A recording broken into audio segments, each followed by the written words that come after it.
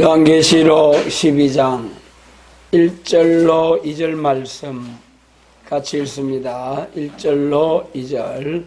하늘에 큰 이적이 보이니 해를 입은 한 여자가 있는데 그 발 아래는 달이 있고 그 머리에는 12별의 면류관을 썼더라. 이 여자가 아이를 베어 해산하게 되며 아파서 애서 부러졌더라. 아멘. 계시록 12장의 제목은 택민보죠. 강의서 먼저 읽겠습니다.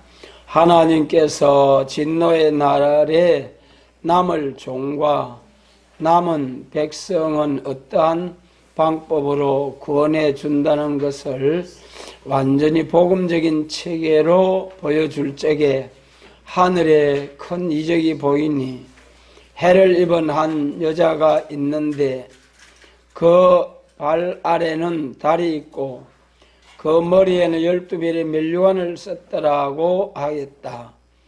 이날까지 성신의 역사로 많은 이적이 있었지만 가장 큰 이적은 종말의 환난 가운데서 흑암이 온 땅을 덮더라도 완전한 빛을 내는 교회가 되어야 한다는 것을 보여주는 것이니 햇빛같이 복음에 완전한 빛을 입었고 빛을 내고 있는 달 같은 성도로 중심하여 별같이 빛나는 12사도적인 승리의 역사에 완전 열매가 되는 교회이다. 이 여자가 아이를 베어 해산하게 되며 아파서 애서 부르짖는 광경을 보인 것은 기독교가 종말적인 역사에 애서 부르짖는 강한 역사를 뜻했다. 하나님은 원망할 일, 낙심할 일이 와도 용기 있게 부르짖는 자를 통해서 남은 자가 되게 한다는 것이다.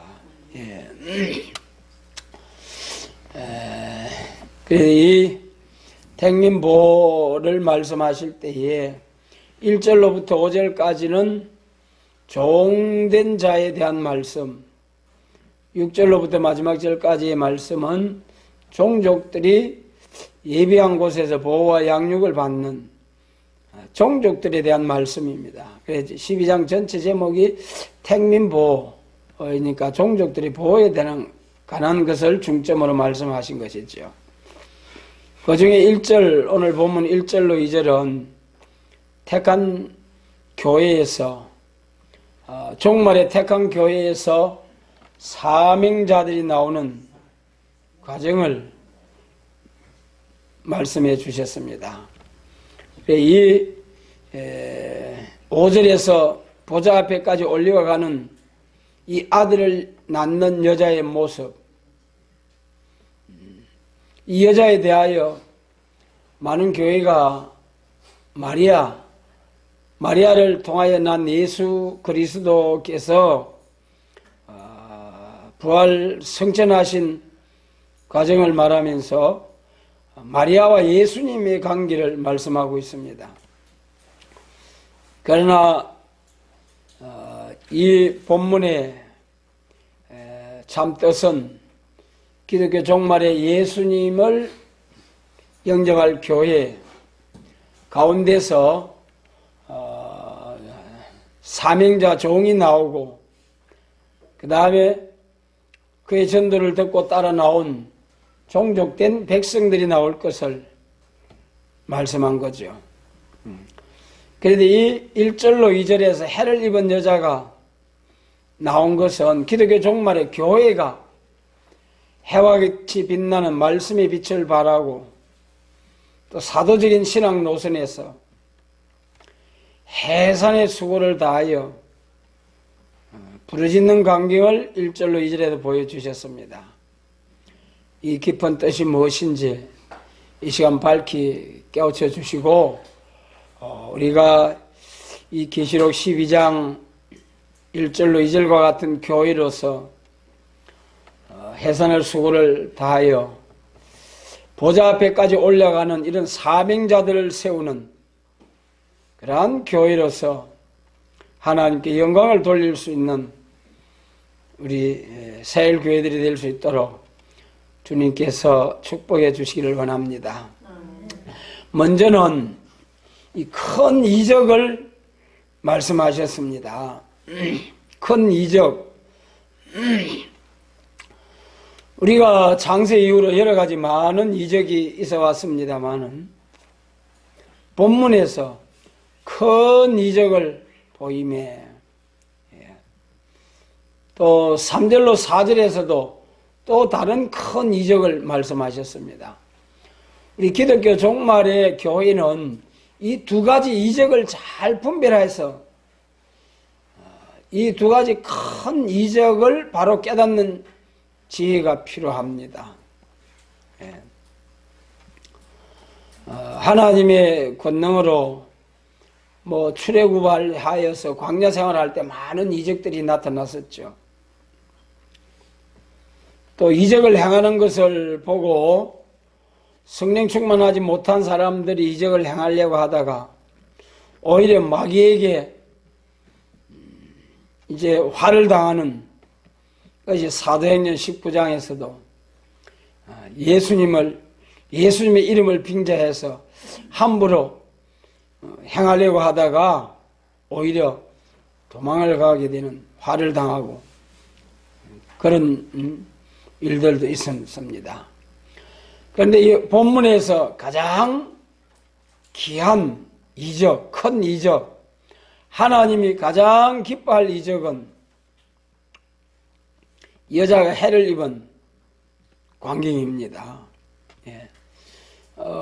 여러분, 해는 우리 하나님의 진리의 말씀이죠. 해는 빛,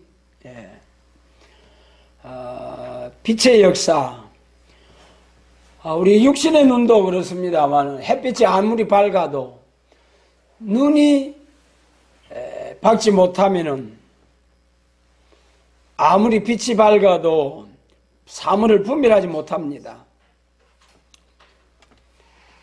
그래도 우리가 이 본문 1절로 2절에서 첫 번째는 큰 이적을 보여준 거죠. 큰 이적이 뭐냐?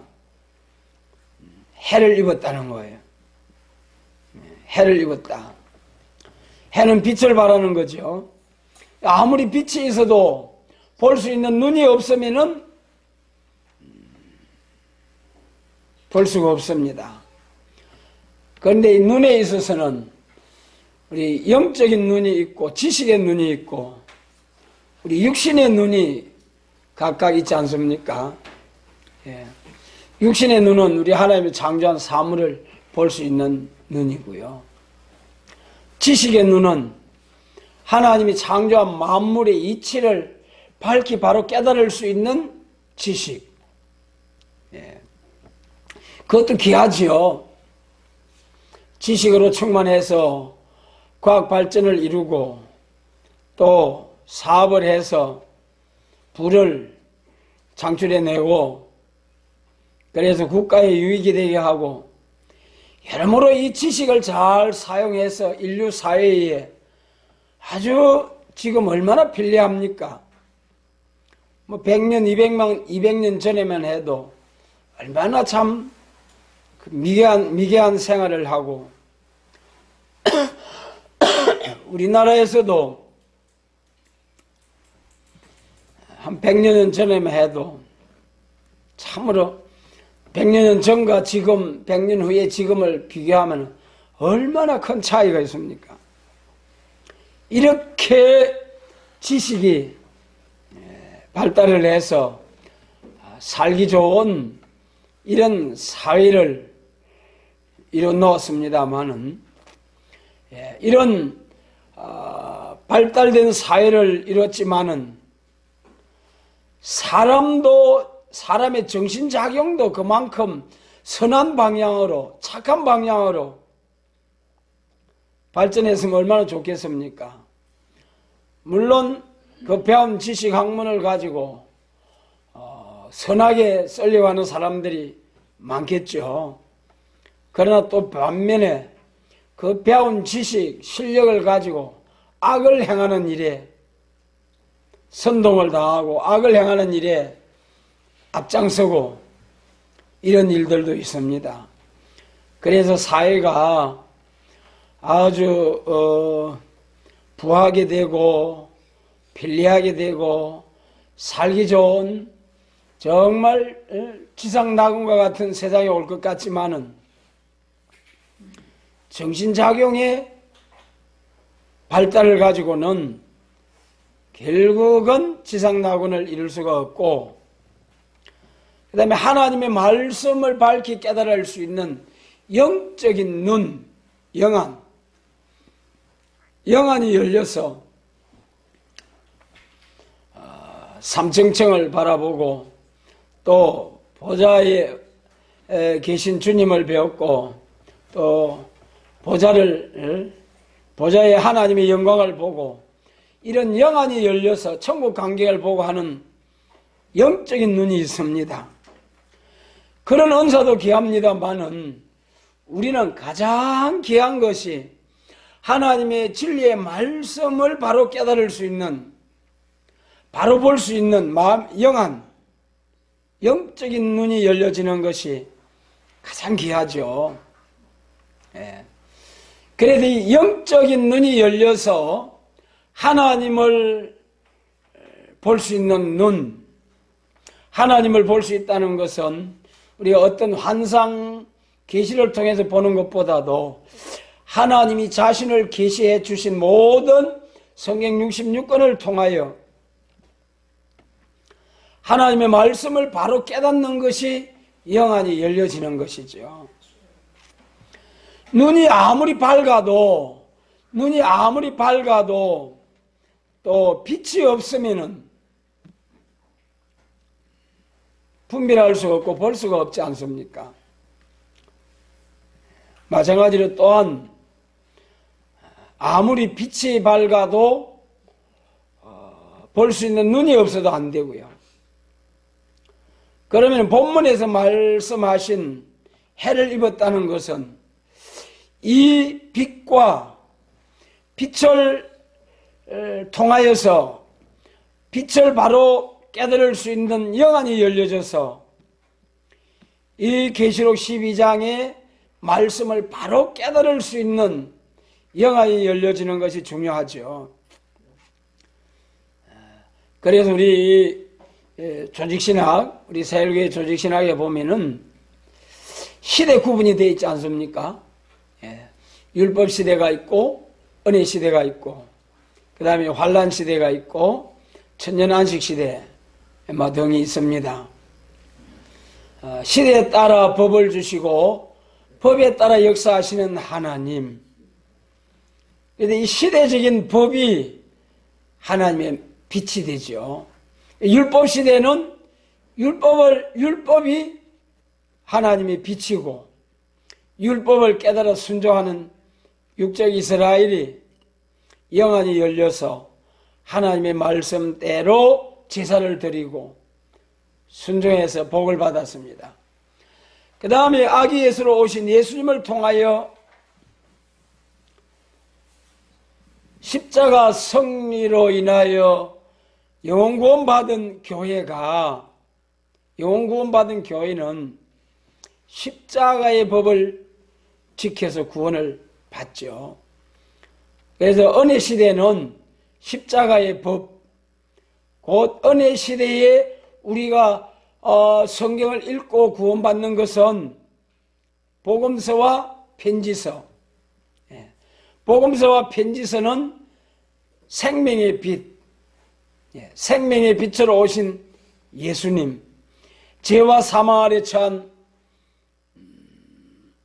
우리 인생들을 불쌍히 여기셔서 독생자 예수님, 하늘 영광 버리고 이 땅에 오셔서 우리 인류의 죄를 위하여 십자가 져주신 예수님, 이것을 요한복음 1장에서는 생명의 빛이라고 했잖아요. 생명의 빛. 이 빛을 받으면은 자, 무슨 흑암이 물러갑니까? 죄와 사망의 흑암이 물러가는 거예요. 죄와 사망이 물러간다는 것이 이사야 9장이죠. 이 생명의 빛의 시작의 역사는 갈릴리에서부터. 그래서 참 예수님의 탄생은 베들레헴에서부터 말씀하시면서 미가서 5장 2절에 그리고 또 은혜 시대에 이방의 빛이 되는 생명의 빛을 전하는 복음이 선포되어지는 것은 시작이 갈릴리라고 이사야 9장에서 말씀하셨죠. 그 말씀대로 마리아와 요셉이 갈릴리 나사렛 동네에 살다가 호적하기 위하여 베들레헴으로 가서 성경 예언의 말씀대로 딱 미가서 5장 2절 그 예언의 말씀대로 베들레헴에서 예수님이 나게 된 거죠. 이 일을 위하여 이 예언을 성취하기 위하여 하나님이 하시는 일이 참으로 놀랍지 않습니까, 여러분? 하나님이 정하신 때가 되니까 하나님이 천사를 보내가지고 예언한 말씀을 이루시기 위하여 마리아를 통해서 처녀 몸에 처녀가 아들을 낳을 것이라는 이사야 7장 14절의 말씀을 응하기 위하여 가브리엘 천사를 마리아에게 보내고 벌써 잉태되어서 해산할 때가 되니까 또 누구의 마음을 감동을 줍니까? 로마 황제 가이사 아구스도의 마음에 감동을 주어가지고 천하로 다 호적하게 하는 호적의 명령을 내린 거예요. 그래서 마리아와 요셉도 유다 집 족속인 고로 다윗의 동네 베들레헴으로 호적하러 가는 거예요. 그러니 여러분, 마리아와 요셉은 아무도 모르고 그때 살았습니다마는 하나님의 정하신 때가 되니까 딱 합당한 자를 들어서 하나님이 천사를 보내시고 그래가지고 깨우쳐서 하나님 자기 말씀을 성취하게 하시는 놀라우신 하나님. 그 가이사 황제가 내가 하나님의 뜻을 이루기 위해서 호정령을 내려야 되겠다. 그런 게 없었잖아요. 마리아와 요셉도 아들을 낳을 때 베들레헴에 가서 낳아야 되기 때문에 이 아들은 미가서 5장 2장에 베들레헴에서 난다고 했으니까 미리 예약을 해놓고 우리가 가야 되겠다. 그런 거 없었잖아요. 그러니까 여러분, 오늘 우리들도 이 예수님의 재림, 이 엄중한 심판과 새시대를 위한 복된 말씀, 대충은 큰 획서는 우리가 아는 말씀들이 많이 있습니다만은 아직도 밝히 알지 못하는 말씀들도 있잖아요.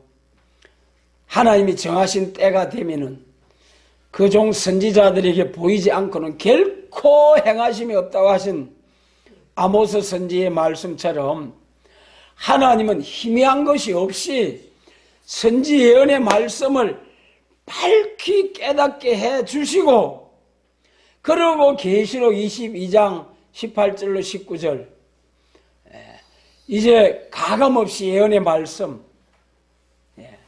성령과 신부의 자격을 완전히 갖춰서 성령의 감동으로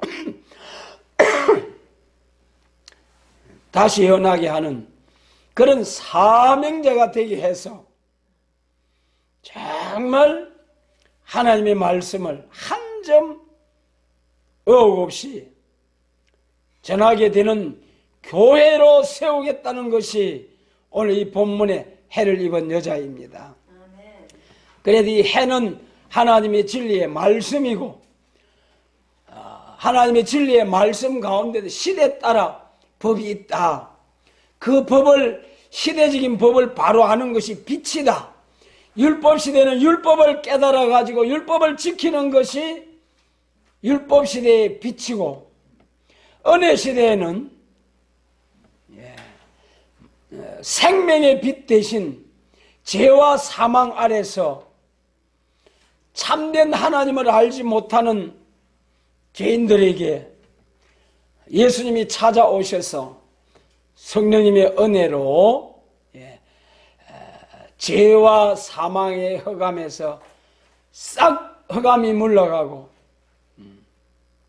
예수님의 십자가 공로로 예수님을 영접했을 때 죄가 없어지고, 죄가 죄하여지니까 하나님을 바라보게 되고 하나님의 자녀의 권세를 주시고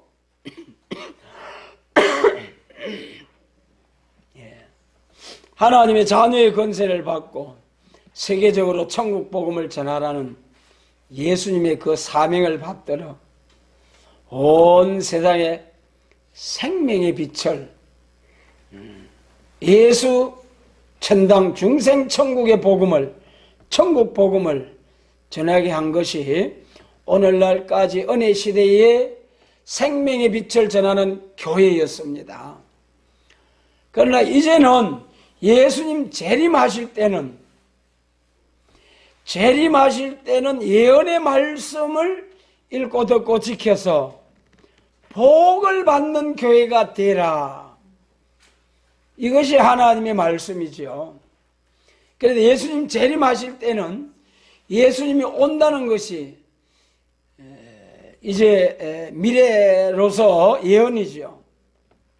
그래서 예수님의 재림, 지금까지는 된 일을 2000년 동안 전해왔지만은 천국 복음이 온 세상에 전파되면은 다시 예수님이 재림한다고 하셨으니, 그때는 예수님의 재림을 앞두고는 다시 오실 예수님, 재림하실 예수님, 이거는 미래사기 때문에 될 일이죠. 될 일을 전가하는 것은 예언자, 선지자. 그래서 여기 해를 입었다는 것은 하나님의 말씀이 빛이다. 해와 같은 빛이다. 시편 84편에서. 그런데 그 빛 가운데도 은혜 시대는 무슨 빛이라고 했습니까? 생명의 빛. 예수님 재림하실 때는 말씀의 빛. 미혹의 흑암이 올 때 온 세상에 십자가의 복음이 전파되니까 마귀가 십자가를 들고 평화라는 이름으로 협상, 세계 평화를 위하여 협상하자는 이 미혹의 흑암을 가지고 들어올 때에, 그때는 말씀의 빛이라야만이 미혹의 흑암을 물리칠 수 있다는 것이 예언의 말씀입니다. 그래서 이 말씀의 빛은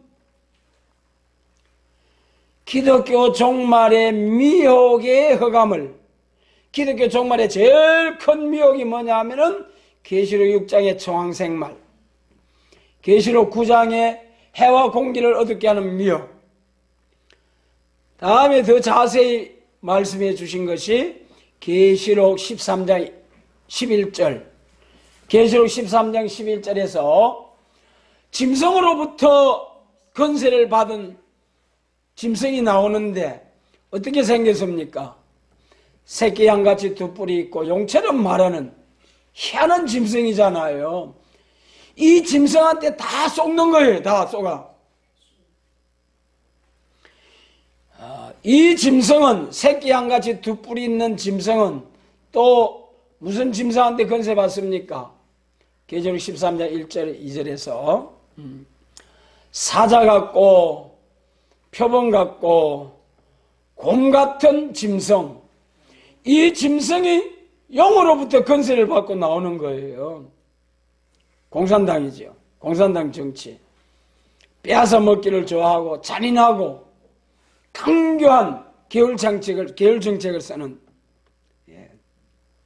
그래, 이 짐승 정권, 공산당 짐승 정권은 짐승이 그렇잖아요. 양육 강식. 힘으로써 작은 짐승 잡아먹는 것이 짐승이에요. 오늘날 공산당은 힘이 있을 때는 확 밀어버리고 확 짓밟아버리고 무자비하게 잔인하게. 그래서 여러분 1917년 러시아 공산 폭동을 통하여 얼마나 많은 1억에서 1억 5천여 명이 죽임을 당했다고 하지 않습니까? 왜 이렇게 사자같이 잔인합니까? 무신론 공산사당이 들어가면은 사람의 생명이나 짐승의 생명이나 나무 한 그루 자르는 거나 아무런 생명의, 사람의 생명의 가치를 모르는 거예요. 그러나 우리 기독교에는 사람은 천하보다 귀하다. 구원받은 한 생명은 천하보다 귀하다. 천국에서 영원히 하나님의 영광을 위해서 살아갈 천하보다 귀한 생명. 이 천지는 하나님의 정하신 때에 가면 없어지는 거예요. 그렇기 때문에 없어지지 않고 영원히 하나님께 영광을 돌리는 이 한 생명이야말로 없어질 천하보다 귀하다. 그렇게 소중히 여기는데 용으로부터 건세받은 짐승, 무자비하게 잔인하게 숙청하고 또 그 짐승으로부터 건세받은 새끼 양같이 두 뿌리 그 용처럼 말하는 거짓 선지. 이 짐승, 그게 새끼 양같이 생겼다는 거예요. 계시록 6장에서는 청황색 말이라는 거예요. 살려주는 푸른색과 같고 또 어떻게 보면은 노랗게 죽어져 가는 색깔과 같다. 그런데 분별하기 어려운 푸른색, 노란색, 사는 색깔인가 죽는 색깔인가. 또 새끼 양같이 뿔이 있는데 말은 용의 말을 한다. 새끼 양같이 저 교회같이 생겼는데 하는 말을 하는 거 보면은 공산당 같이 폭동을 일으키는 그런 교회에서 그런 말을 한다.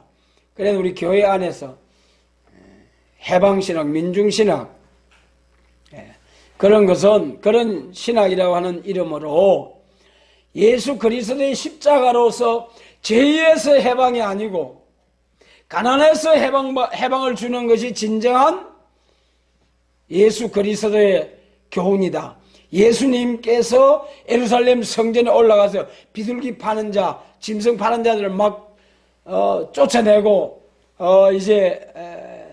거기 기존의 그 대제사장이나 유대인들을 향해서 막 선동을 한 예수님이다.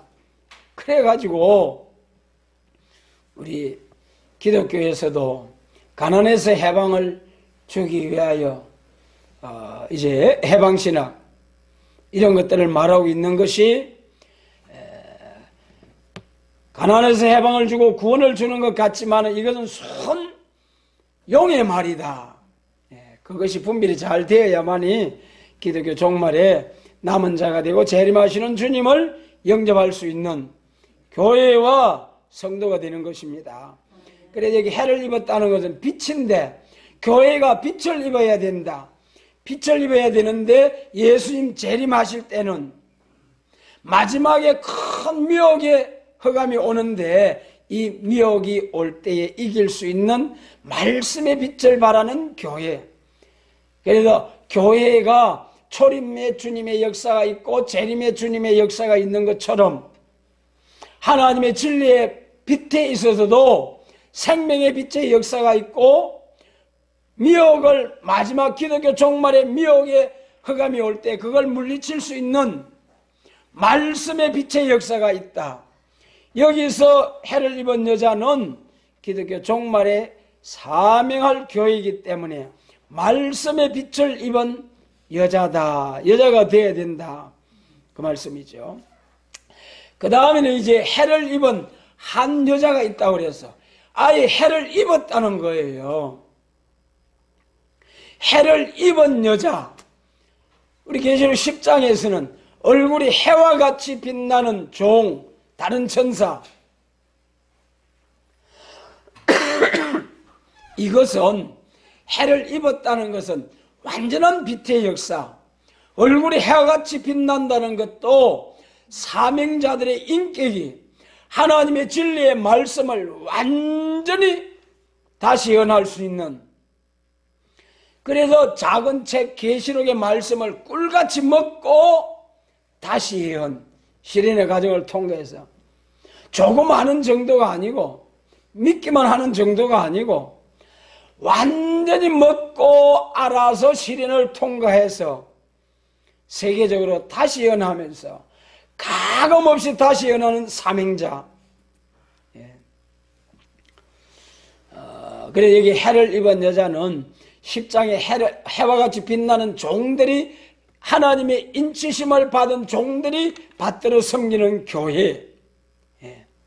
10장에서 얼굴이 해와 같이 빛난다면 그림자가 하나도 없잖아요. 하나님의 진리의 말씀 한 점 가감없이 전할 수 있는 그런 사명자가 나와야 된다는 거예요. 오늘날까지 이러한 종은 없습니다.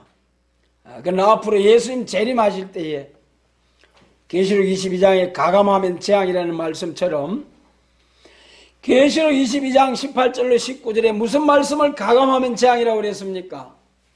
예언의 말씀을, 다 같이 합니다. 예언의 말씀을 가감하면 재앙이다. 예언의 말씀은 예수님 재림하실 때 이루어질 될 일, 초림주로 오신 예수님의 말씀, 된 일을 증거하는 일, 초림주를 증거하는 말씀은 사복음서, 사복음서를 통하여 예수님이 어떤 분이라는 것을 알고, 편지서를 통하여 신앙의 도리, 또 성신의 도리, 또 이제 생활의 도리, 그 다음에 목회의 도리, 이런 것을 어떻게 해야 된다고 바울을 통해서 말씀해 주셨어요. 성도의 생활. 그래서 된 일은 초림주로 오신 예수님을 바로 잘 믿기 위해서는, 예수님을 잘 믿기 위해서, 잘 알기 위해서는 사복음서를 바로 알아야 되고, 예수 믿고 신앙생활 잘하기 위해서는 사도행전부터 유다서까지 편지서를 통하여 우리가 신앙생활을 바로 잘할 수가 있습니다. 그러나 예수님의 재림을 영접하기 위해서는 계시록과 선지 예언의 말씀, 계시록이 이후에 마땅히 될 예언의 말씀, 재림주를 영접해야 할 신부단장하는 말씀. 그런데 그 계시록 말씀 중에 10장 7절에서 뭐라 했습니까? 하나님의 비밀이 그 종 선지자들에게 전하신 복음과 같이 이루리라. 여러분, 선지자들이 전하신 복음이 요한계시록을 기록할 때에 언제 기록된 말씀입니까? 요한계시록은 주 100년경이죠. 그러니까 선지자들에게 전하신 복음, 이사야는 주전 700년이니까 사도 요한이 계시록을 기록할 무렵에는 800년 전, 기한 후 기록되어진 학개, 스가랴, 말라기 이런 성경들은 600년 전에 기록된 말씀. 그래서 그 기록된 말씀을 다시 예언하려는 거죠. 물론 초림주로 오신 예수님도 사도들이 선지자들을 통해서 이렇게 메시아가 온다고 예언되어 있다. 이사야 7장 14절에서 천여 몸에 난다고 하셨다. 또 스가랴를 통해서 은 30에 팔린다고 그랬다. 시편을 통해서 부활한다고 하셨다. 예수님의 그 피값으로 나그네의 묘지를 산다고 했다. 그 예언된 말씀대로 이루어졌다 하는 것이 복음서와 편지서, 사도들이 전한 거 인용해서.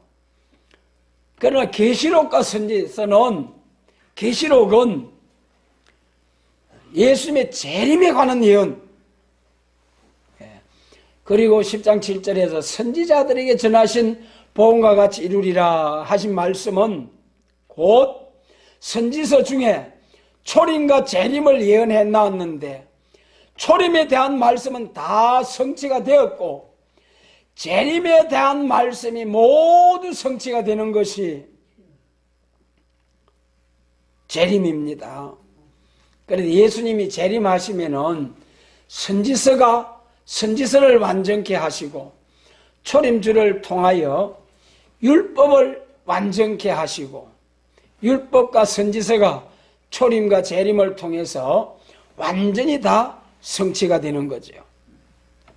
그래서 여기 한 여자가 해를 입었다.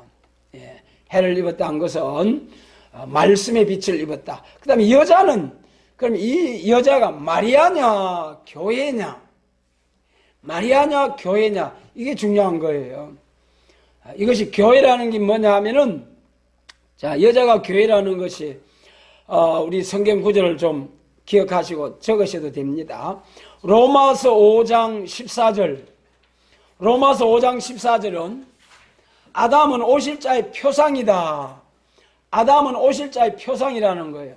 그것이 뭐냐면 아담과 하와가 한 가정을 이루는 것이 앞으로 예수님이 오셔서, 그 다음에는 에베소서 5장 22절로 32절까지예요. 그 바울을 통해서 에베소서를 기록할 때에 남편과 아내의 관계를 말씀하시면서 이것은 곧 다 같이 합니다. 그리스도와 교회에 대하여 말하노라. 네. 그러니까 아담은 오실 자의 표상, 아담과 하와는 한 남편과 한 아내, 그 남편은 예수 그리스도, 아내는 교회, 그것을 말한 것이 에베소서 5장이에요. 이사야 54절에 나는 내 남편이다 그랬죠. 예. 그래서 이런 말씀들을 통해서 볼 때에 한 남편인 예수 그리스도께 중매하려 함이로다. 바울은 전도 다니면서 성도들을 남편된 예수님에게 중매하려고 다 이렇게 전도한다, 그렇게 말씀하셨어요. 마찬가지입니다. 예. 우리 교회는 곧 예수님의 신부. 교회는 하나밖에 없는 게 하나밖에, 한 교회에. 오늘날 많은 교회가 있지만은 예수님의 십자가 있는 교회는 다 천국 갈 하나님의 교회. 그런데 예수님 재림하실 때는 여기 여자가, 해를 입은 여자가 나온다. 한 여자가, 여러분, 예수님 재림하실 때도 한 교회밖에 없어요. 예수님의 재림을 영접할 교회는 한 교회밖에 없는 겁니다. 이 교회는 건물 한 교회가 아니고 오늘 우리 교회가 우리 사람 자체가 성령의 전이고 교회라고 했잖아요. 여러분 속에 있는 예수님, 제 속에 있는 예수님, 똑같은 예수님, 그러므로 한 예수님, 한 교회. 예수님 재림도 마찬가지입니다. 많은 교회가 있지만 예수님의 재림을 영접할 수 있는 진리로 하나 된 교회. 한 여자가 해를 입었다. 그래, 여자는 곧 교회라는 겁니다. 예. 그 다음에 이제 12별의 멸류관을 썼다고 그랬죠. 12별의 멸류관을 썼다는 건 사도들의 신앙 노선에 서야 된다. 사도의 신앙 노선. 사도의 신앙 노선이 뭡니까? 12사도가 있죠. 12사도 아래 우리가 보통 이제 사도의 사명, 선지 예언의 사명 이렇게 구분하기도 합니다만은 이 사도 12사도의 사명 아래 된 일을 전가하는 사도, 예수님 재림 될 일을 전가하는 사도, 두 사명이 있지 않습니까? 예수님께서 마가복음 3장에서 베드로에게 반석이라는 이름 주시고 야고보와 요한에게 보아너기라는 이름을 주셨죠. 이것이 사도들에게 주신 사명입니다. 세례 요한도 두 사명을 말씀하셨죠. 은혜 시대에 성령과 불로 세례를 줄 것이요, 또 이거는 초림주 은혜 시대에 된 일을 증거하는 사명. 그 다음에 자기의 타작마당을 정하게 하사 알곡은 곳간에 쭉정이는 꺼지지 않는 불에 태우시리라. 이거는 재림주의 역사. 그래도 초림주 된 일을 증거할 사도의 사명과 될 일을, 재림을 증거할, 될 일을 증거할 사명. 그래서 된 일을 증거할 사도는 베드로 계통의 사명. 사도행전 보면은 베드로, 스데반, 바울, 이 계통을 이어서 오늘날까지 교회가 예수천당 중생천국. 베드로가 사도행전 2장에서 복음을 전할 때 행제들아 우리가 어찌할꼬 할 때에 그때 베드로가 뭐라고 외쳤습니까? 너희가 각각 회개하여 그 다음 뭐라고 했습니까? 제사함을 받으라. 그리하면 성령을 선물로 주시리라 그랬어요. 회개하고 성령 받는 은혜시대의 역사, 중생의 역사, 베드로 사명계통. 오늘날까지 2000년 동안 전해 내려온 것이 베드로 그 사명입니다. 베드로, 스데반, 바울. 그러나 이제 예수님 재림하실 때는 머물러 둔 사도 요한의 사명, 부하너게 불러서 확 세상을 살라버릴 사도 요한의 사명, 심판과 재림과 심판과 새시대를 위한 사도 요한의 사명. 그 12별의 멸류관을 썼다는 것은 12사도의 사명 계통에 12사도들이 다 순교하고 또 순교자 동무 사도 요한처럼 이제 사도 요한은 끝까지 이 말세 복음을 받기까지 순교를 당하지 않았습니다만은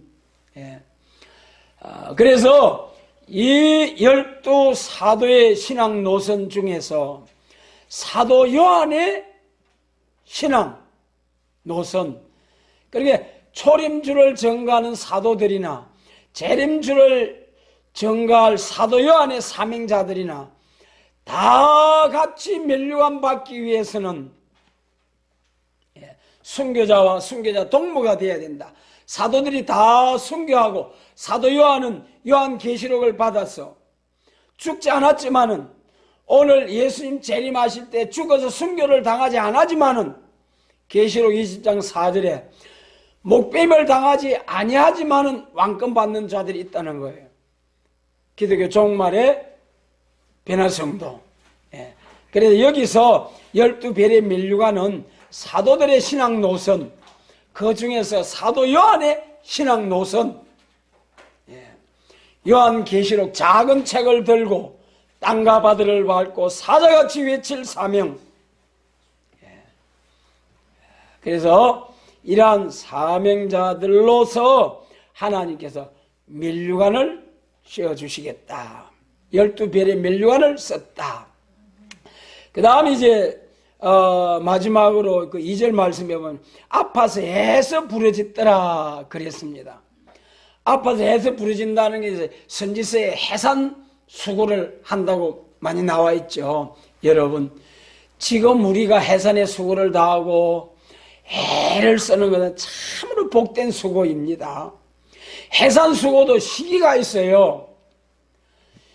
지금 해산 수고하는 사람들은 역사 받아가지고 세계 통일 그리스도 왕국 건설을 위한 사명자가 되기 위한 해산 수고. 할렐루야. 참으로 복된 수고입니다. 여러분, 이 기회를 놓치지 마시고 이 사명을 놓치지 마시고 해산의 수고를 다해서 철장건세 받은 아들을 낳아 아들이 되어서 보좌 우편까지 보좌에까지 올라가는 이 영광에 참여할 수 있게 되시길 바랍니다. 그러나 또 한편으로는 두 정인이 나와서 정인의 건설을 가지고 1260일을 다 세계적으로 예언해가지고 알곡을 한 알갱이도 남김없이 다 찾아가지고 새시대에 보내는데 그 찾아낸 기간이 언제까지입니까?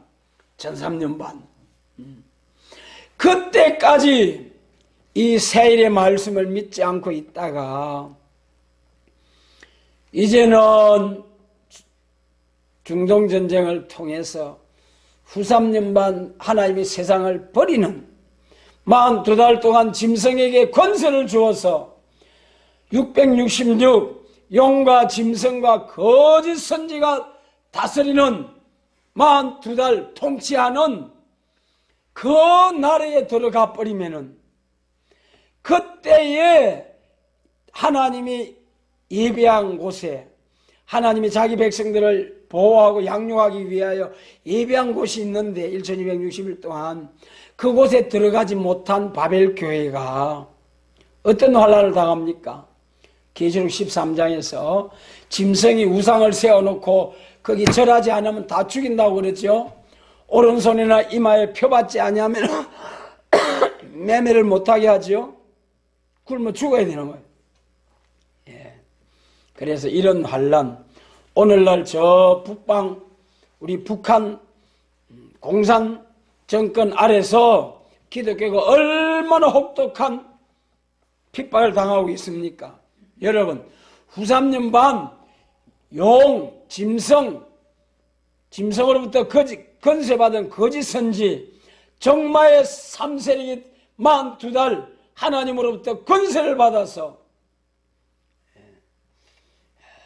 하나님의 백성들이지만 하나님의 말씀을 순종하지 못하고 거스린 자들의 최후가 계시록 13장 11절 이하에 혹독한 대가를 치르게 됩니다. 여러분, 과거에 유다가 하나님의 말씀을 거스릴 때에 얼마나 참혹했습니까? 시드기야 왕은 이제 보는 앞에도 두 아들들이 죽임을 당하고 두 눈이 뽑힘을 당하고 백성들은 성이 에워싸여서 먹을 것이 없어가지고 자비한 부녀가 자기 자식을 삶아 먹는 그런 기근이 임하고, 여러분, 이제 앞으로 예수님 재림하시는 날에 이 하나님의 심판은 과거 유다 민족이 바벨론 포로되어 갈 때보다 인간 종말에 큰 바벨 세상 앞에서 혹독한 시련을 당하다가 결국은 666표를 받고 14장과 같이 불못에 던지우는 이런 벌을 받게 됩니다. 그래서 여기에 해산의 수고, 애써 부르짖는 해산의 수고를 하되, 지금 해산의 수고를 해서 하나님이 역사받고 사명하여 멸류관 쓰는 해산 수고, 그러나 끝까지 이 재림과 심판과 새시대 에덴 동산이 회복되는 세일의 역사, 이 세일의 말씀을 끝까지 반대하다가 죽는다고 해산에 수고하는 교회에 여러분 참으로 불행입니다.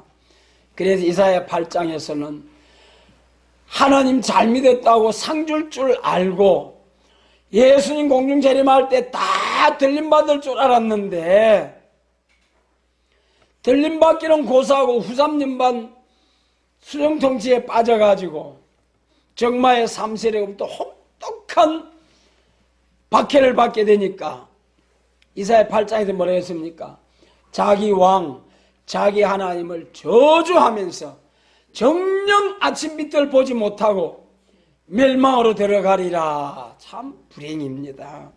여러분, 우리에게 이렇게 불행에 빠지게 될 교회를 향하여 구원의 복음을 선포하라고 우리에게 이 귀하고 복된 말씀 주시고 복된 사명을 주셨습니다.